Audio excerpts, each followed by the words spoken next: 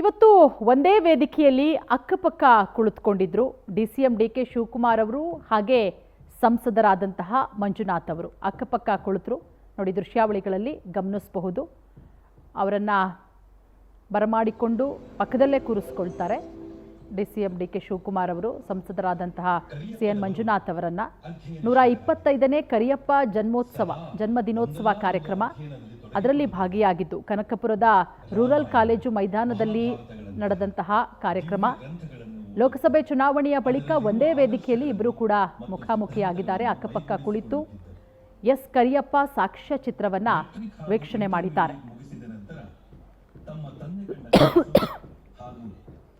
ತಮ್ಮ ಹಳ್ಳಿಯ ಸರ್ವತೋಮುಖ ಬೆಳವಣಿಗೆಯಾಗಬೇಕಾದರೆ ಉನ್ನತ ವ್ಯಾಸಂಗ ಮಾಡಿದರಷ್ಟೇ ಸಾಧ್ಯ ಎಂದು ಮನಗೊಂಡ ಕರಿಯಪ್ಪನವರಿಗೆ ತಮ್ಮ ವಿದ್ಯಾಭ್ಯಾಸ ಮುಂದುವರಿಸಬೇಕೆಂಬ ಛಲ ಹುಟ್ಟುತ್ತದೆ.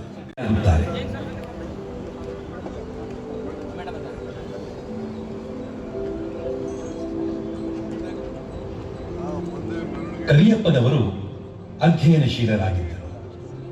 ಸದಾ ಒಂದಲ್ಲ ಒಂದು ಅಧ್ಯಯನದಲ್ಲಿ ತೊಡಗಿಕೊಳ್ಳುತ್ತಿದ್ದರು. ರಾಮಾಯಣ, ಮಹಾಭಾರತಗಳಂತಹ